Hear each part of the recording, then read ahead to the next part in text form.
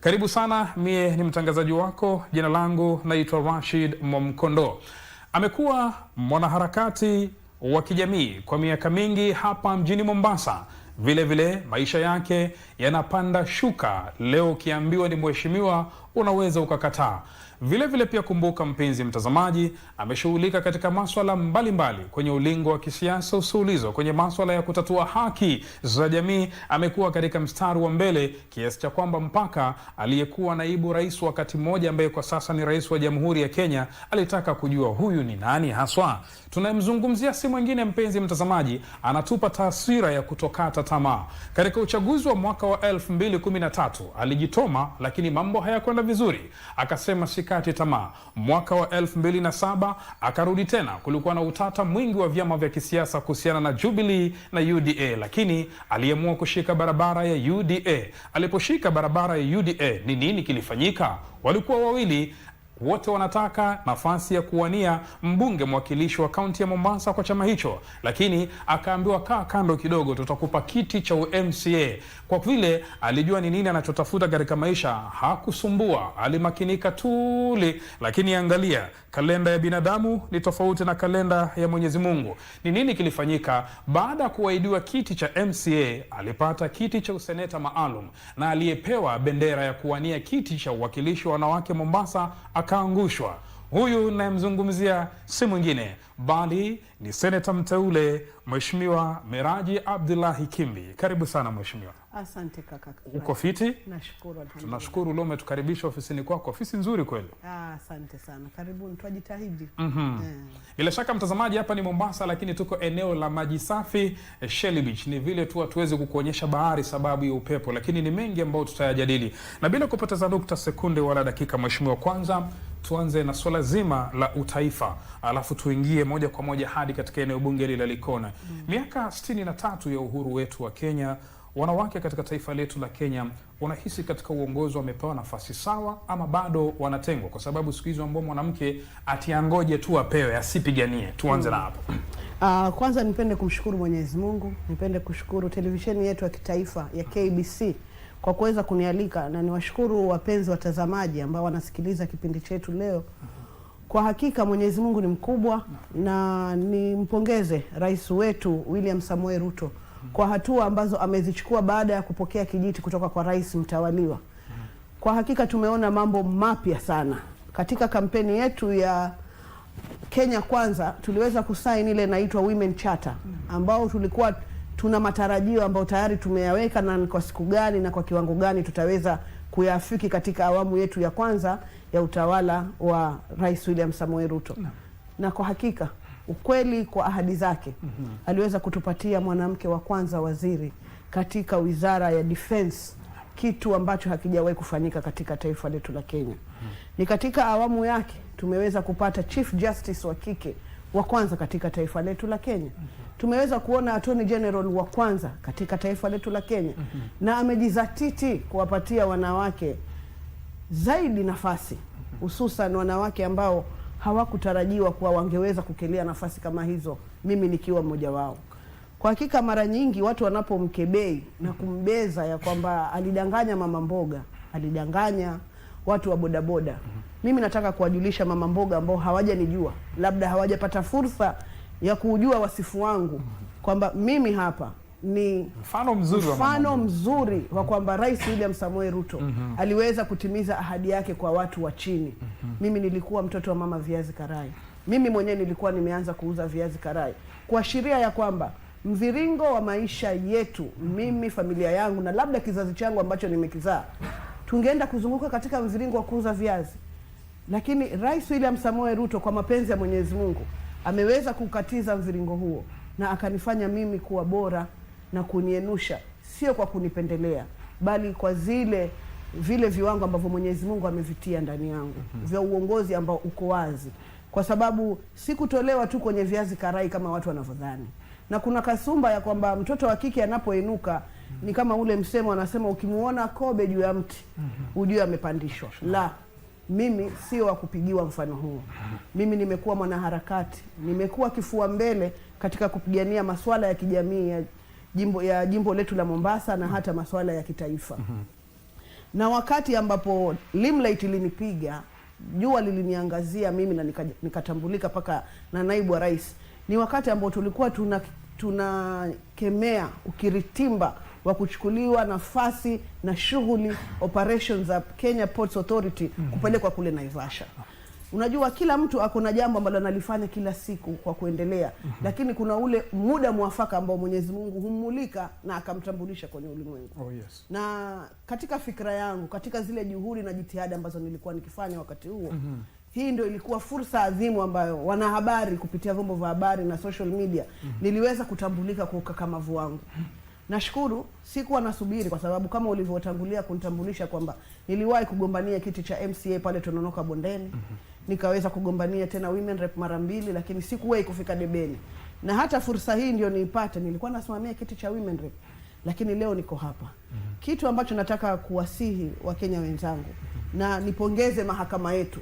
Mara nyingi sana kumekuwa na maneno ya kuregelewa ya kwamba rais wetu William Samoei Ruto amezikelia taasisi zote mbili ikiunganishwa na yake executive, ya kwamba parliament iko chini ya William Ruto, judiciary iko chini ya William Ruto.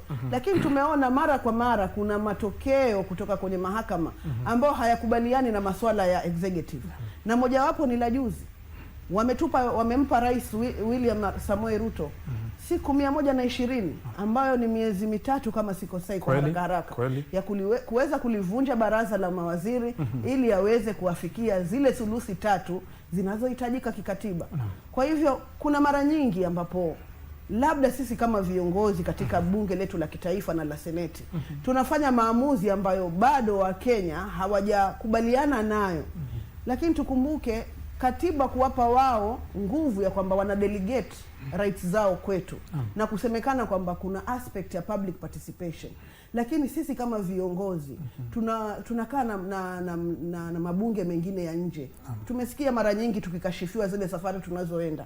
Lakini wakati tunapata fursa ya kwenda kule, kuna mambo mengi ambayo tunajifunza na tunajizatiti tukija huku tujaribu kuyaiga, tujaribu kuyaimplement ili yawe bora. Kuna maswala kama mfano, kuna mvuta ni kuvute kuhusu mining pale Mrima. Bila shaka swala la madini kule Mrima. Swala la madini. Unasikia Mkenya anakuambia kwa nini sisi yale madini tusiachimbe wenyewe? Lakini ile ilmu ama ule ufahamu ambao niko nao kuhusiana na mikataba ya kimataifa ya kwamba kuna nchi wanaosimamia dhahabu, kuna nchi wanaosimamia masuala ya mafuta, na kuna nchi ambayo inasimamia masuala ya madini, ni vigumu kwenda kumweleza mwananchi wa chini na akuelewe. Lakini kuna protocols ambazo ziko za ulimwengu. Labda sasa sisi kama bara la Afrika hapa tulipofika, tuseme tunakataa, tunataka kujikomboa kutoka katika hiyo minyororo ya hayo makubaliano ambayo yalikuwepo ya G7 na mengineo. Tuweze kujikwamua ili tuweze, manake hata sasa tunapozungumza mafuta yanachimbwa kule Turkana, lakini mafuta yale bado yanaenda nje kusafishwa. Wakati hapa tulikuwa na refinery.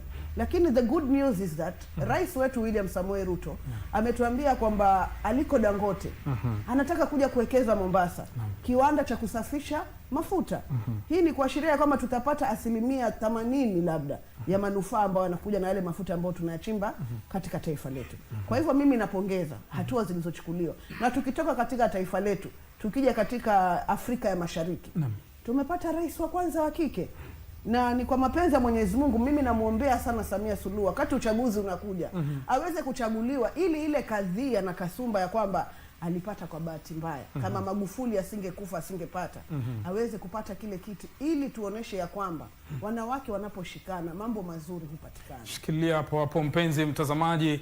Wakati mwingine wanikimhoji Senator Miraji napata shida, kwa sababu kama ni lugha inatiririka, kama anachokizungumza anaelewa, so inakuwa ngumu kwa mwanahabari kama kumkatiza. Lakini usijali, kuna mahali nitamkatiza tu polepole tunavyoendelea. Lakini kwa sasa wacha kufahamisha na kueleze mpenzi mtazamaji, ni hatua hiyo muhimu ya kwanza akizungumzia kuhusiana na siasa za kitaifa. Wengi wanasubiri yale makataa ya miezi mitatu yaliyotolewa na mahakama. Je, Rais Daktari William Ruto atatia agizo la mahakama, ama itakuwa kama yale ya baadhi ya viongozi mbalimbali serikalini kukataa amri za mahakama? Kumbuka hivi majuzi waziri Waziri wa Afya Aden Duale alifikishwa mahakamani jijini Nairobi kujibu kwa nini hakusitisha kiwanda kile cha karantini cha Ebola kule maeneo ya Laikipia. Mpenzi mtazamaji, mahali popote endapo unajiunga nasi kwa sasa, hii ni KBC Channel 1 TV, kipindi ni Kuzacha, na tuko moja kwa moja na Seneta Maalum B Miraji Abdullahi Kimbi, aliyepiakia naibu mwenyekiti wa kamati ya nguvu katika bunge la Seneti katika afisi yake hapa mjini Mombasa, eneo bunge la Likoni.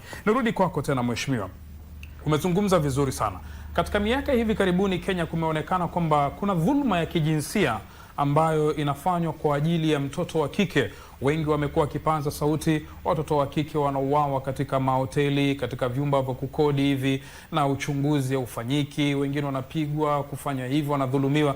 Wewe kama mwanamke, na najua uko kwenye ile kundi la maseneta wa kike, swala kama hili unaweza kulizungumzia vipi kama mwanamke, kama mama? Mimi kama mwanamke, mama, mzazi na kiongozi katika jamii ya Wakenya, ningependa mwanzo kulaani vikali matukio kama hayo ambayo yamekuwa yakiendelea kutokea. Na pia niwajulishe Wakenya ya kwamba zile takwimu ambazo tuko nazo ni zile za wale ambao tayari wamejisalimisha na wakapeleka habari katika vituo vya polisi, labda amejisalimisha kwa kituo cha afya ili kupata matibabu. Lakini kuna kesi nyingi sana ambazo ziko nje ambazo hazijaweza kuwasilishwa mbele ya serikali. Kwa hivyo langu kwanza ni kumpongeza rais katika baraza la mawaziri ambalo ameweza kuliconvene juzi baada ya budget mpya kupitishwa.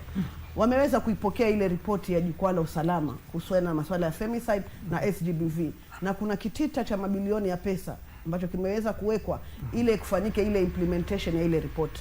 Na mimi kama mmoja wapo wa wale viongozi wa kike ambao walipata ile tunu ya milioni 1 kuweza kufanya mahamasisho hapa Mombasa, niliweza kufanya kikao changu pale Tononoka Hall, tukaita kina mama.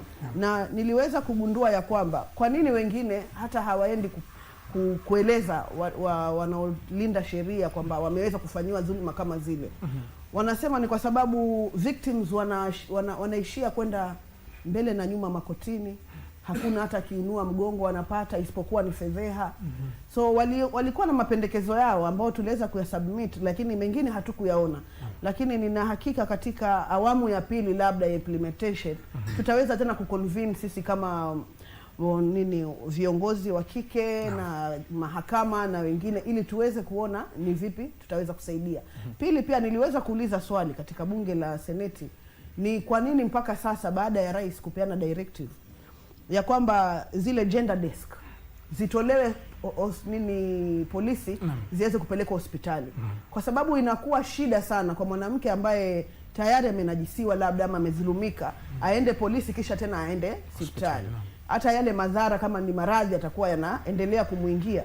So mimi nashukuru rais alikubali, lakini nataka kumuhimiza katibu wa kudumu wa Interior na waziri wa usalama wa ndani waweze kushirikiana na kuliharakisha hili jambo, kuona ya kwamba hizi meza zinafika hospitali, ili wakati yule mwathiriwa anapokuwa anaandika ile kesi yake huku anapata huduma ya haraka, ili kuzuia vitu ambavyo vinaweza kuzuilika kwa muda huo. Pili, pia tungeomba kama bado itakuwa inachelewa, kwa sababu unajua protocol za kisheria labda nini na nini, hii gender desk isikuwe tu ni desk, ipanuliwe. Wawe na gari lao la kuweza kurespond haraka kwa victims, wawe labda na ambulance zao katika hizi police station. Kwa sababu hivi visa vimekuwa vingi. Nikikupa takwimu za hapa kwetu Mombasa, tuko na watoto wa miaka ya chini ya 14 37 ambao wamejifungua. Chini ya 14? Chini ya miaka 14. Huyu bado ni mtoto mdogo sana. Tuko na watoto 2900 na chini ya miaka 18 ambao ni wajawazito na wengine tayari wamejifungua katika gatuzi yetu ya Mombasa. Niwapongeze kwa sababu kitakwimu idadi imerudi chini. Lakini ndio vile ninavyosema kwamba zile idadi tunazozipata ni zile za wale ambao labda walijaribu kuzaa nyumbani wakashindwa kujifungua wakaletwa hospitali. Changamoto ni gani kwa mtoto wa miaka 14 ambaye amezaa mapema? Inaleta upungufu wa faida kwa jamii, kwa nchi. Economically, mtoto wa kike ambaye amepachikwa ujauzito mapema, kuna asilimia kubwa sana atapachikwa mimba ya pili. Hususan tukizingatia ya kwamba hata family planning kupatikana ni shida. So kwa sababu tayari yeye ashakata tamaa, anarejelea kile kitendo, anapachikwa wa pili, wa tatu. So huyu mtoto wa kike hawezi kuwa competitive, hawezi kufanya biashara ama kufanya kazi ya kuinua uchumi wa taifa letu. So jambo hili lisiangaliwe tu kama kuweka mikakati ya kupanga uzazi, bali liangaliwe manufaa ya kiuchumi ambayo inakuja sambamba na watoto hawa kusaidika kurudi shule. Ndiposa mimi kama mwakilishi pale niliweza kusponsor sheria inayoitwa Care and Protection of Child Parents, ili kuwasaidia kuwapatia fursa hawa watoto wa kike na wa kiume waweze kurudi shule, wapate elimu ya kutosha, na wawe wawe kwenye mazingira ya sawia na wale ambao waliweza kuendelea kusoma, kwa sababu mtoto mwenye elimu anaweza kufanya mambo mengi. Bila shaka. Naam. Bila shaka, mpenzi mtazamaji, kama ulivyoweza kusikia, Waswahili siku zote wanasema kwamba mwenye macho haambiwi tazama, na seneta na msemo wake usema mlingoti siku zote ni chuma, bendera ikawa chuma na kamba itakuwa chuma. Swali ni je, miraji ni nani?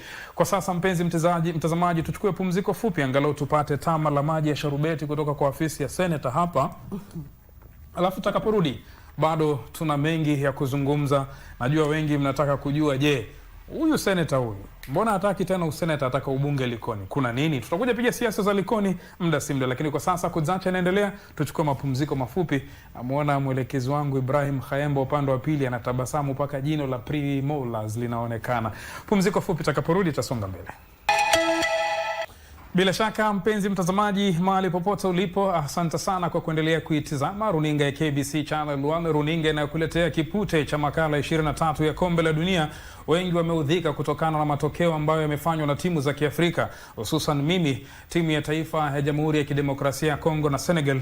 Mlinipotezea usingizi wangu bure, lakini mkaribu. Tunafunga vizuri, alafu ikifika dakika ya 80 wa Afrika watu weusi tunalegea, wazungu wanatushinda. Kuna nini? Lakini bado wengine wanakuambia matumaini yako kwa timu ya Atlas Lions, yani Morocco. Je, Morocco wataendelea kubeba bara la Afrika? Kumbuka makala iliyopita walikuwa Afrika wa kwanza kufika nusu fainali ya kombe la dunia. Haya yote yapate kupitia runinga na enzi ya KBC Channel 1. Lakini kwa sasa karibu tena kwenye mambo bayana. Ndani ya studio ninaye seneta maalum Bi Miraji Abdullahi Kimbi ndani ya ofisi yake hapa mjini Mombasa, eneo bunge la Likoni, eneo la maji safi Shelly Beach, tukizungumzia kuhusiana na mambo mbalimbali. Lakini kwa sasa mheshimiwa, karibu tena kwa awamu nyingine hii. Nimekuona katika harakati zako za kupigania haki za Wakenya na wanajamii hapa mjini Mombasa. Umefocus sana katika masuala ya elimu, na nimekuona umekuwa ukizuru shule mbalimbali, ukizuru hospitali mbalimbali, angalau ukiona zile kazi zinavyoendelea. Lakini sana sana nimeona uko hapa kwa afya na elimu. Labda kwa dakika chache tu, hali ya elimu hapa mjini Mombasa na hapa Likoni unaiona vipi, hususan zile shule za chekechea almaarufu ECDs?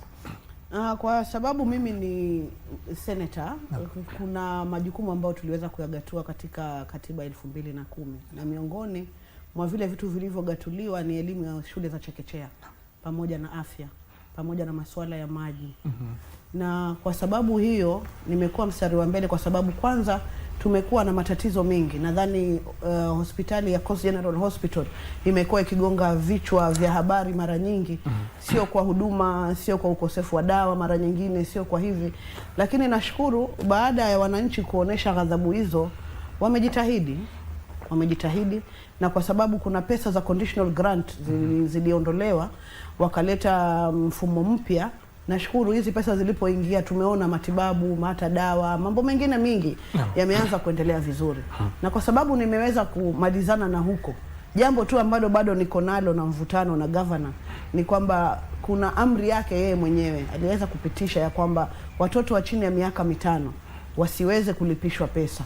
Lakini bado kuna madaktari wachache hapa na pale wameendelea kuwa bill, na haya yote yanatokana na majibu ambao wamenijibu katika bunge la seneti, na nitayafuatilia inshallah kufanya maswali ya ziada. Lakini zaidi kuhusiana na shule za chekechea, nimekuwa maji safi ambayo iko hapa nyuma ya ofisi yangu. Na cha kusikitisha ni kwamba ni madarasa ya shule iliyokuwa ya msingi yameweza kutengwa, wakapewa watoto wa chekechea.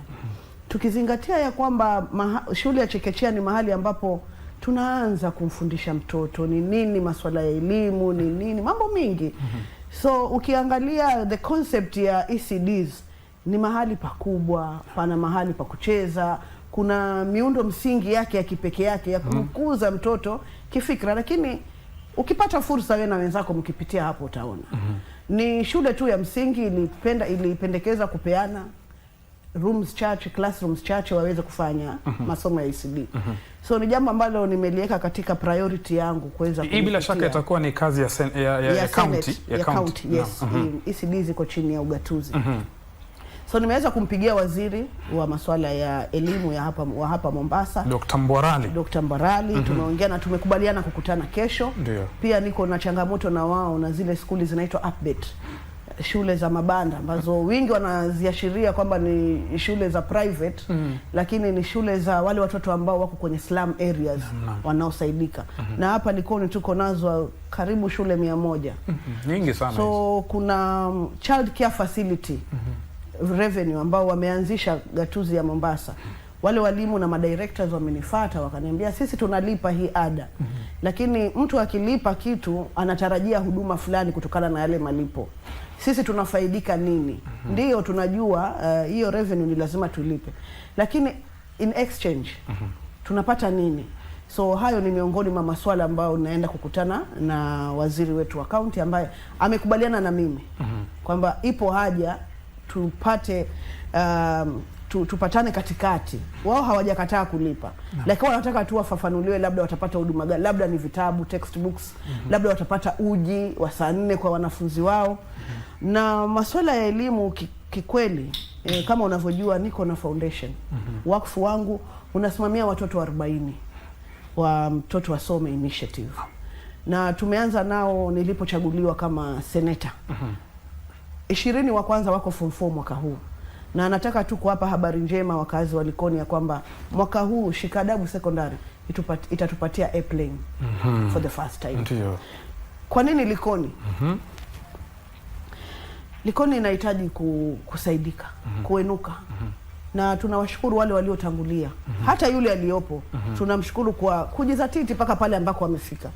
Lakini tunahitaji fikra ambayo inafikiria nje ya bokisi ambalo liko. Mheshimiwa, shikilia hapo. Tutakuja huko. Ulikuwa unataka tuiweke mwisho kabisa kabla tuingie kwenye Likoni. Tumalizie tuna swala moja. Jina lako unaitwa Mama Haki. Naam. Na nimekuona mara si moja katika kivuko cha Likoni ukisumbua kuhusiana na huduma za feri. Juzi tumepata tangazo kwamba kuna daraja litajengwa na usaidizi wa serikali ya Japan ya kima ya bilioni 85 katika muda wa miaka 3 ijayo. Utasemaje kuhusiana na hili, alafu tumalizie na siasa za Likoni sasa? Unajua, kwa kiongozi yoyote ambaye yuko katika bunge la kitaifa ama seneti, anapaswa kujua ile blueprint ya ile bridge itaanzia wapi, itashukia wapi na itaathiri vipi kile kivuko pale. Umuhimu wa kile kivuko kwanza ni kupanua biashara za Eastern Africa. Sa gateway, unasikia ni gateway bridge. Yani kama mlango. Na kuna ile barabara ambayo tulifungua kule kwa Zengo wakati ule na rais. Mwanzo alipoingia kama rais. Alafu hii barabara bado inaenda paka Tanga, inaenda paka Dodoma, paka Dar es Salaam. So muundo wake ni kwamba haitashuka moja kwa moja pale ambako tunafikiria feri pale zina kwenye kile kivuko cha pale ile landing site. No. Ile itakuja ishuke upande wa kwa Mwahima huko. Itapanda juu ije ishuke hivyo.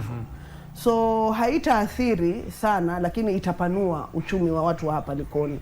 Tukizingatia Dongo Kundu Special Economic Zone ambapo kuna bidhaa zitakuwa zinaongezwa nini value addition pale.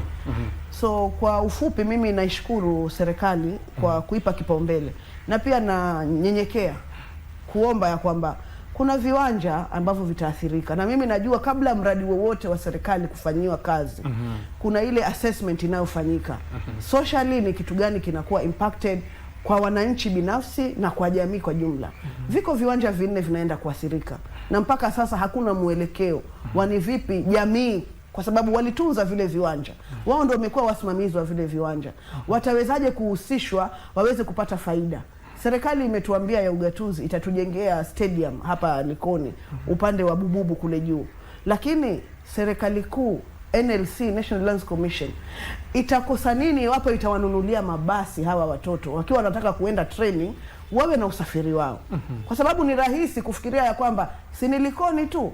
Lakini serikali ina uwezo, pesa iliyopeana na serikali ya Japan, na hata rais wetu ana uwezo ikiwa ataelezwa aelewe ile athari ambayo inakuja. Wazee wamenifuata wametuambia katika hiyo ufuo wa bahari kuna makavazi yao, nadhani nikisema hivyo unanielewa. Kuna viji mambo vyao nao nataka waangaliwe kwa sababu wao wenye mji wa miji. Kawaambia sawa, mimi kwa sababu ni mwakilishi nitawakilisha kadri nitakavyoweza.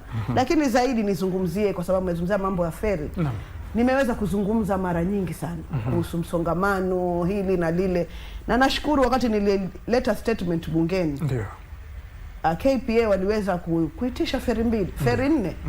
Manake tunaletewa feri 2 hapa na feri nyingine zinaenda Homa Bay.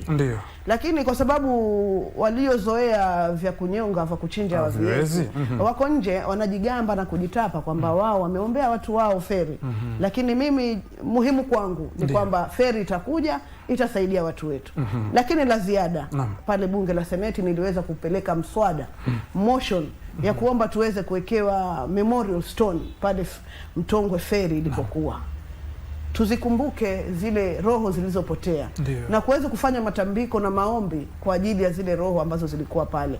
Na nashukuru Rais alipokuwa Mombasa tuliweza kuambiwa kwamba kitita cha milioni 300 tayari kimetengwa kwa ajili ya kutengeza ramp upande ule wa kule na upande huu wa huku, na hali kadhalika feri ya Mtongwe itaanza kazi. Kwa hivyo habari njema kwa watu wetu wa Mtongwe ya kwamba zile hatua tulizokuwa tunapiga zimezaa matunda. Bila shaka. Shikilia hapo mpenzi mtazamaji. Ni Senator Miraji Abdullahi Kimbi anatema madini kutema hapa katika Mambo Bayana. Ndivyo mambo haya mpenzi mtazamaji yanavyoendelea, lakini tunaingia sasa kwenye sehemu yetu ya mwisho ya Mambo Bayana. Endapo ndo kwa sasa umejiunga nasi, mimi naitwa Rashid Mwamkondo. Studioni niko naye seneta maalum wa bunge la Senate ya Kenya, Mheshimiwa Miraji Abdullahi Kimbi, ambaye sasa tunaingia kwenye swala zima la siasa mpenzi mtazamaji. Mwaka 1988 hadi mwaka 1992 eneo bunge la Likoni lilikuwa na mbunge mwenda zake Abdul Kadir Abdalla Mwidau wa chama cha KANU. Mnamo mwaka 1992 hadi mwaka 1997 tulikuwa naye mwenda zake Khalif Movumo wa chama cha Ford Kenya, na mwaka wa 1997 hadi 2007 tulikuwa naye Mheshimiwa Rashid Suleiman Shakombo wa chama cha Shirikisho na Muungano wa National Rainbow Coalition, ambapo alikuwa mdigo wa kwanza kutoka eneo bunge la Likoni kuwa waziri mpenzi mtazamaji. Na mwaka wa 2007 hadi mwaka 2017 tulikuwa naye mwenda zake Mwalimu Masudi Mwahima ambaye ni mbunge wa ODM, na mwaka wa 2017 hadi sasa tunaye Mheshimiwa Mishi Mboko. Lakini Miraji Abdullahi Kimbi anasema yeye yumo ndani. Kumbuka tuna mwaka mmoja hadi uchaguzi wa mwaka wa 2027. IEBC ishakwisha tangaza. Miraji Abdullahi Kimbi, mheshimiwa, mbona Likoni? Mimi ni Mkenya, nina haki ya kusimama popote pale, jumla ya yote. Na nadhani umenukuu kwamba umesikia ninaitwa mama haki. Nimekuwa katika malezi na maadili ya kwamba mtu awe ni maskini, awe ni tajiri, awe ni nani, anahitaji kufanyiwa haki yake. Na kwa muda mrefu ambao nimekaa hapa Likoni, nimekuwa mtu wa karibu sana na wananchi wa Likoni. Kila Jumamosi kwangu hakuna geti kaka. Tena ningefurahi kama ungekuja nyumbani kwa sababu ungeona jinsi watu wanavyoingia na kutoka. Wenyewe wamenambia, mheshimiwa, huu uongozi wako unafanana na mfumo wa almarhum Mwahima. Mwahima alikuwa anakaa kwenye gogo lake. Kwa hivyo tunaona unaturegeshea mfumo ule ambao tulikuwa nao na tunaupenda. Lakini zaidi ni kwamba mimi naamini kwamba uongozi sio tu kuitwa mheshimiwa. Uongozi ni kujukumika katika yale majukumu ambayo yanakupasa uyafanyie haki. Na mimi nimejitosa katika ulingo kwa sababu kila mtu ako na haki yake ya kuweza kuwania kiti ambacho anakihitaji. Zaidi ya hayo niseme ya kwamba Likoni inahitaji, ni kama gari ambalo limekuwa barabarani kwa muda, lakini ni kama linahitaji kupelekwa gereji lifanywe ukarabati. So mimi nimeamua kufungua nati baada ya nati kurekebisha. Na nikisema hivi naashiria ya kwamba hakuna mzazi kando na wale ambao watoto wao waliketia mtihani wa mwaka jana wa KCSE. Hakuna mzazi mwingine anajua matokeo ya Likoni. Yameketiwa tu mahali kwa sababu ni ya aibu. Na sisemi hivi kuwafisha moyo watu wa Likoni ama kutaka kutia aibu. lakini lisilobudi husemwa, lisilobudi hutendwa. Nimeweza kukaa na washikadau tofauti katika hii ofisi yangu, walimu wakuu, walimu wa CBC. Kuna watu hawajui pia kama katika huu mfumo wa CBE kuna cluster 1, 2, 3 and 4. Na kwa nini niseme hivi? Watoto wetu wingi walifuzu wakaitwa zile shule za kitaifa, lakini kwa sababu ya uchochole. Nadhani ulisikia kauli ya Waziri Migosi akisema mko na uhuru kuingia kwa portal, mutoke kule shule mlioitwa, utafute shule nyingine.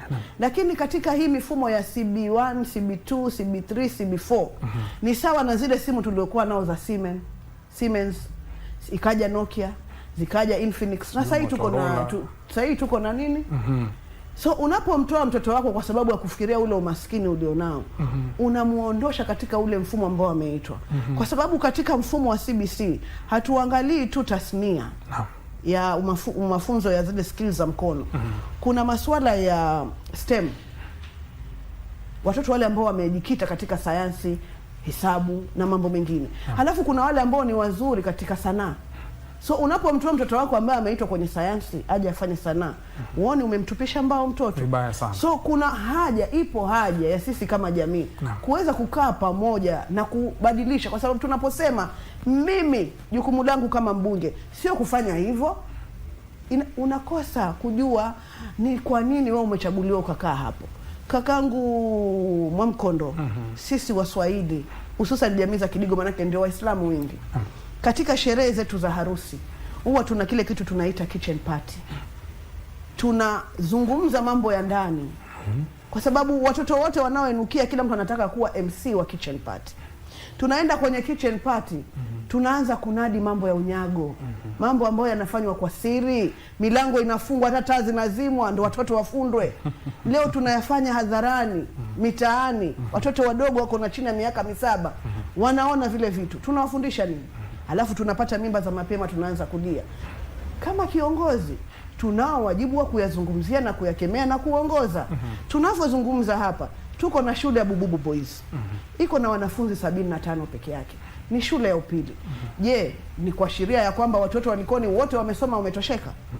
Tuko na TVET moja, Bububu Vocational Training, ambayo iko excellent in air conditioning. Kenya nzima hiyo tu peke yake ndio ni excellent in air conditioning na refrigeration. Asilimia ya watoto 80 wanaosoma pale si watoto wa hapa.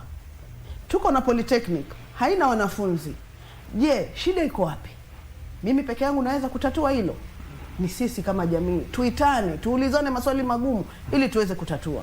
Takupa mfano, yuko kakangu mmoja mbunge anaitwa Salasia. Nikitaja jina Salasia najua kila mtu atafikiria anasa, pombe na mambo mengine. Lakini mbunge anaitwa Salasia ameweza kujenga TTC pamoja na KMTC katika eneo bunge lake. Na je, pesa hizi zimetoka katika hazina ya mfuko gani? Ni hazina ya mfuko wa CDF. Je, hapa kwetu sisi mfuko wetu wa CDF unafanya nini? Unawapa motisha vipi wanafunzi? Tuko na wanafunzi zaidi ya 2000 hapa Likoni ambao they cannot access capitation simply because hawana documentation ya birth certificate. Je, wewe unaposema hiyo sio kazi yangu, that is a personal initiative, then why are we leaders? Kwa nini tuendelee na wewe ikiwa kuna majukumu unahisi sio yako?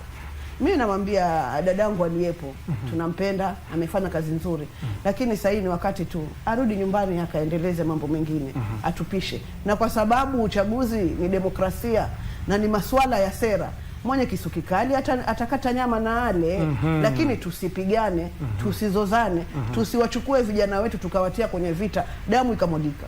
Likoni iko na historia mbaya sana. Anakumbusha mwaka 1997. Wakati mtu ananiambia Miraji amezaliwa Barisheba, huko ameolewa ni wakuja. Nataka kuturegesha kwenye kaya bombo.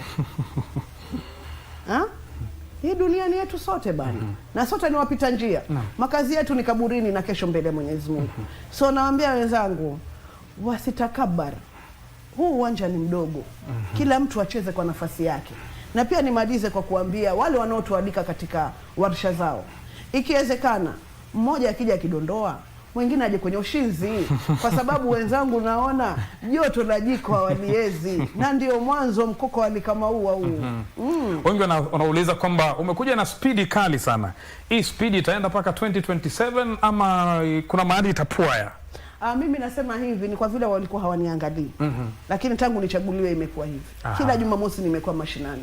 Na yule ambaye anataka kuthibitisha maneno yangu, aende kwenye social media zangu. Ataona hakuna weekend isipokuwa ile ambayo nimetumwa kikazi nje ya nchi. Ndio nimeweza kukosa kuwa mashinani na wananchi. Lakini nilikuwepo, nitakuwepo na nitaendelea kuwepo. Zaidi ni kwamba tutakumbukwa kwa lipi? Tutakumbukwa. Miraji ni nani? Miraji ni kiongozi ambaye nimepitisha sheria 3 bungeni. Endapo rais ataweka kidole chake, hazitakuwa sheria za watu wa Likoni, zitakuwa sheria za wananchi wa Kenya. Nimeomba kwa niaba ya wapwani wote, kwa sababu ya uchumi wa pwani, anga ya kiwanja cha Moi International Airport kiweze kufunguliwa, na nashukuru kimeweza kufunguliwa. Ndege za kimataifa zinashuka. Hata ndugu zetu wale walikuwa wakiibiwa pesa zao kutoka Arabuni, sasa hii Dubai Airline inashuka hapa, Turkish Airline inashuka hapa, Moroccan Airline inashuka hapa. So kuna mingi mazuri kumuhusu Miraji, lakini mimi nasema kuna msemo wa wahenga unasema wakati upepo mwingi unampiga kuku, tunakiona kile cha nyuma. So Mwenyezi Mungu amelileta hili wimbi la risasi kupigwa na nini, ili watu watambue ushupavu wangu, watambue nilikuwepo. Mambo kama haya hayatokei ghafla, ni mambo ambayo yakiendelea chini kwa chini, lakini kwa sababu muda wa Mwenyezi Mungu ni muda sahihi, na wahakikishia ya kwamba hatushuki nyuma, haturudi wala hatuboi. Kasi ni ile ile, labda tuizidishe tu, na unajua barabarani tunaruhusiwa ku overtake. Haya, kwa sekunde 30 zungumza na watu wa Likoni ukiwaaga kabla na mimi kukuaga. Mimi nawaambia watu wa Likoni kwamba pweza alimwambia ngisi, twende tukimarisi maji ya kipwa tunaotafutwa sisi. Kaeni mkao wa kula, mimi sitingishiki, siteteleki. Niko katika kinyang'anyiro cha ugombea kiti cha ubunge hapa Likoni, na mjue ya kwamba hapa mlingoti chuma, bendera chuma, pia kamba chuma, na upepo pia ukiwa chuma tumo ndani. Zama ulole. Mtazamaji, kufikia hapa najua kuna wenzangu hapa wanashindwa seneta anaongea nini. Ni fasihi kwa wale ambao walikuwa wanapenda fasihi shuleni, bila shaka watakuwa wanaelewa jinsi yale ambao walikuwa wanazungumza seneta. Ila tu mpenzi mtazamaji, ni kwamba yote ambayo ameyazungumzia Mheshimiwa Miraji Kimbi Abdullahi ameyazungumza yeye kama binafsi, kama Mkenya aliye na haki kikatiba wa uhuru wa kujieleza. Nasi bila shaka isisemekane kwamba hii ni kauli ya shirika la utangazaji nchini KBC wala KBC Channel 1. Ni mheshimiwa, na kama Mkenya yoyote ana haki, si yeye tu, Mkenya yoyote ana haki kuja hapa KBC kuweza kuzungumzia masuala ya kitaifa na kueleza sera zake kwa jamii. Mpenzi mtazamaji, mimi nikushukuru tu mheshimiwa kwa kutupatia fursa, kwa sababu si viongozi wengi utawalika kwenye mahojiano kama vyombo vya habari hivi waweze kuja, sijui uoga ni wa nini. Kwa hiyo asante sana kwa hilo. Uchache wa sera. Haya, tuachie hapo. Bado 2027 ni mbali, tutamleta tena tupige siasa mpenzi mtazamaji. Basi kwa niaba ya wote ambao wamefanikisha kipindi hiki, leo nakuja na kikosi changu kizima hapa kutoka Pwani ama hapa mjini Mombasa. Wajua mjini Mombasa pia tuna KBC, usifikirie KBC kwa Nairobi peke yake. Kwa hiyo nikija nyumbani hivi pia niko nyumbani. Lakini kwa sasa mpenzi mtazamaji, pumziko fupi, lakini tunarudi na wenzangu hapa, Abdullah Mambo, Bi Maliwaza, Nancy Onyancha kwenye mduara wa Maliwaza. Kwaherini kwa sasa. Jina langu naitwa Rashid Mwamkondo kutoka kwa afisi ya seneta maalum wa hapa mjini Mombasa, Mheshimiwa Miraji Abdullahi Kimbi, eneo bunge la Likoni hapa ufuo wa Shell Beach. Kwaherini kwa sasa.